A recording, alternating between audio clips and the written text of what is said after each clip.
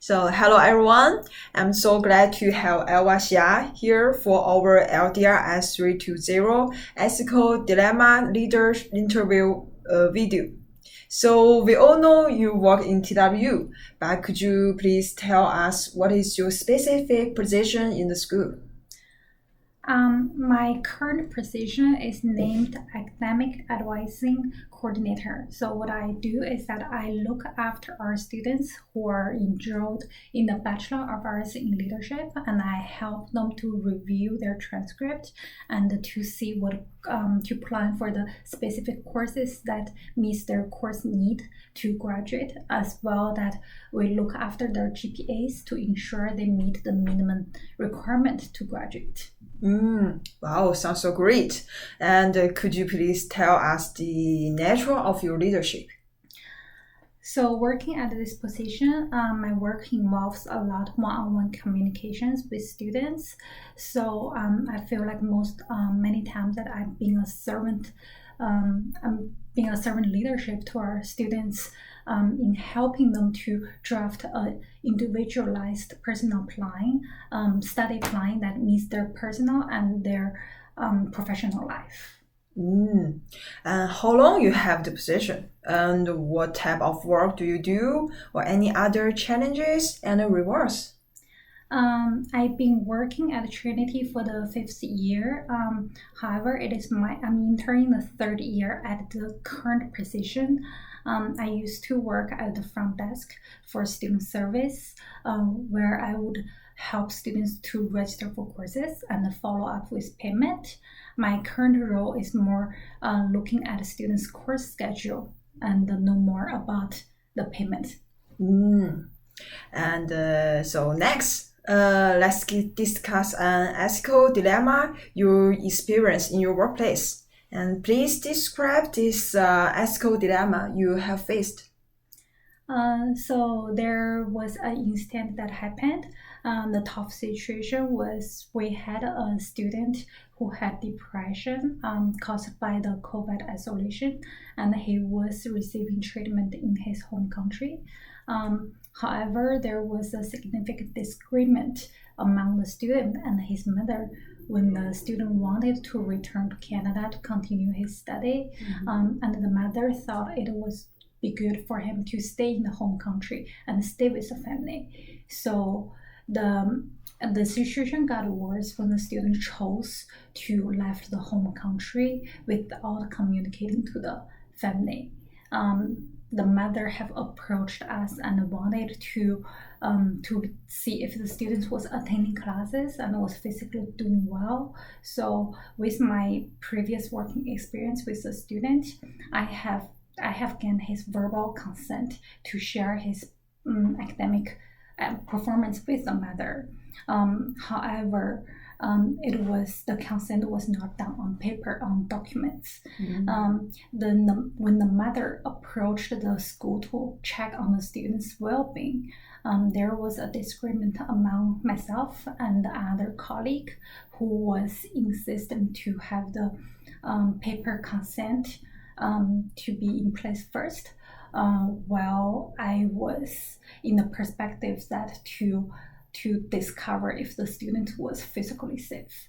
So I think the incident happened. The dilemma was causing a disagreement in the perspective that we both seem to be right and caring for the student. However, because of our perspective, and there was a conflict in the process, which have caused some level of disagreement for us. So how did you get through it? So at the end, we get in touch with the student and learned that the student was physically okay, and the mother made her trip come to Canada to find the student. So luckily, the ending was good, and the student was safe. But also it is a chance to for me to learn there was a gap in communication and in training. That we both had a different viewpoint on how to process things properly. I have say similar experience. If I have an advisor like you, I will feel better in that hard time. And has anyone support you through in this process? So when that incident happened, my manager was understandable, and she knows the process, the journey that we have worked with the student, and she understood how special the situation was. So she was supporting me on how releasing the information to the mother, and well, the other party of the colleague also seemed right, because she wasn't involved in the communication with the student, so she looked at this incident from a process point of view, where the document of the consent was missing. Did I answer your question? Yeah, sure. Thank you. And are you satisfied with this outcome? Like I said, the student was physically safe, so all the parties were happy to learn that the student was doing okay, and got in touch with the mother. And I have learned there is a gap in our communication, and I think it rings a bell for us to improve our system and our communications internally. What lesson will you learn through this experience? The importance of communication and the necessary trainings for staff, and the ongoing trainings for staff, especially during policy upgrades, or like in our case, we are working in school, and there's our multiple departments, and many people are involved. So I think to make sure that all the colleagues are on the same page regarding how to process the thing is so important. So to close the gap in communication and to close the gap in the administrative process is really important. Wow, thank you for your sharing.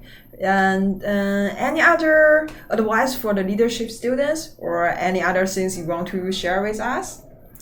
So my advice would be, when something urgent instant happened, it would be good that you place yourself in the other person's perspective, to place in their shoe, to see how they feel and how they come to that conclusion, and don't judge too quickly, and always reflect on the process to see to learn the gap in communication, or in the process, and always work toward to close the gap. Thank you.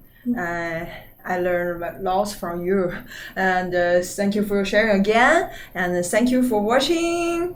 Bye. Thank you. Bye bye.